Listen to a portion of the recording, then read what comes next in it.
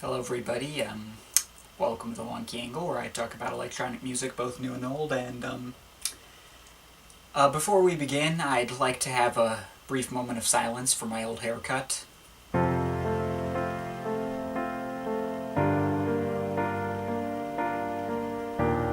Alright, that's enough. So today I'm going to be talking about the first album from Deadmau5, Get Scraped.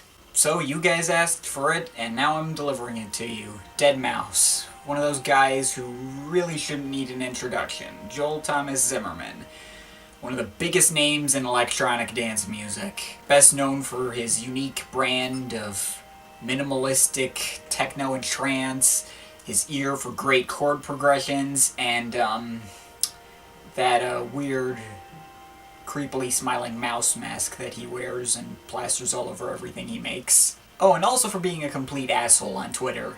So, here we have his debut album, and this is one of those debuts that is kinda difficult to talk about thanks to its being really different from all his other stuff. Whereas most of his albums are kind of the progressive house, techno, trance kind of variety, this album is of the, variety? There's a lot of different styles here.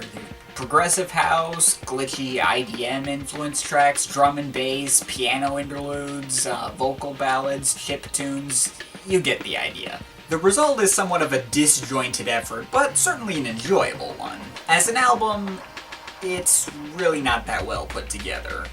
There's nothing really tying these tracks together, the track order kind of feels arbitrary, and you have a random sounding first half with a not all that engaging second half. But thankfully, the individual parts are much better than the whole. For instance, the album starts out with the Oshawa connection, which sounds very much inspired by the Crystal Method. It's very hard-hitting and percussive, with a slight funk edge, that thanks to this cool guitar sound. And then there's Intelstat, which is this spacey trance tune that samples the Ghost in the Shell soundtrack. Then we're suddenly hit with Careless, which starts out as like a kind of slow, Aphex Twin-esque glitch IDM song with some piano on top.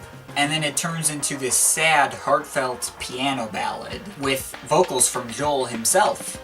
Then there's Unspecial effects, which is honestly kind of difficult to describe. There's some odd and dark sounding harpsichord / piano sounds at the beginning. Then there's this weird glitchy synth line.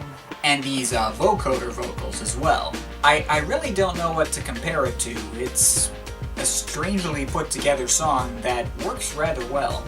Very interesting and engaging song. Then there's Waking Up from the American Dream, which starts out with these ambient sounds and a very subtle and laid-back beat, before turning into this bright, catchy piano tune about 2 minutes in. Once that piano kicks in, for me, that song goes from a decent song to one of my favorites from the guy.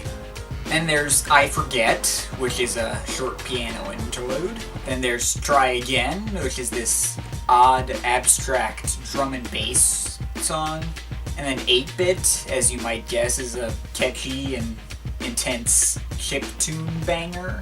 After that, though, I'm not gonna lie, the album kinda loses my interest. The songs are fun, and by this point the transitions from song to song aren't so completely out of left field that they don't even exist. But it kinda gets a little samey sounding. There's still some good moments on the back half of the album, for instance, Board of Canada. This one's kind of a short interlude with a slow but subtly cheerful melody.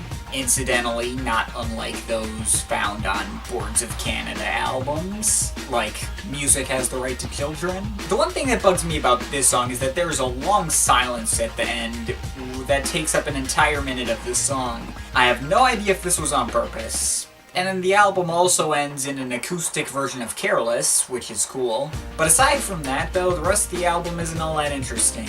Edit Your Friends is a fun, cheerful little banger that's really catchy.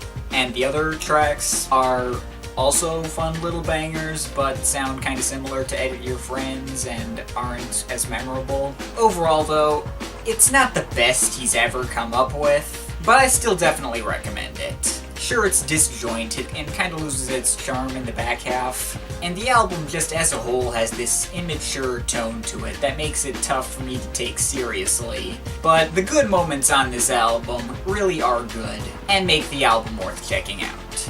And also, the album is not at all representative of his later work, at least the stuff that people know him for. These days he's obviously known for techno, trance, progressive house bangers, and there's really only Intelstat that sounds even vaguely like that style.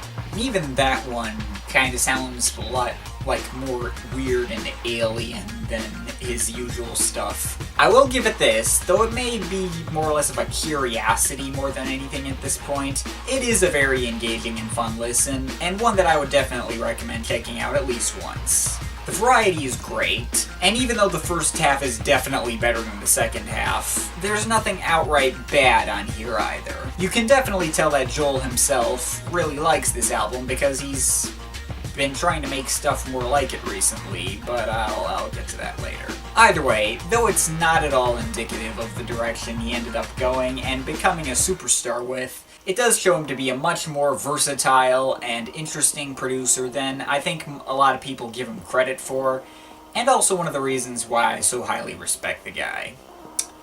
Overall, I'm feeling a 7.5 out of 10 on this. Favorite tracks: The Oshawa Connection, Intelstat, Careless, Unspecial Effects, Waking Up from the American Dream, 8-Bit, Bored of Canada, and Edit Your Friends.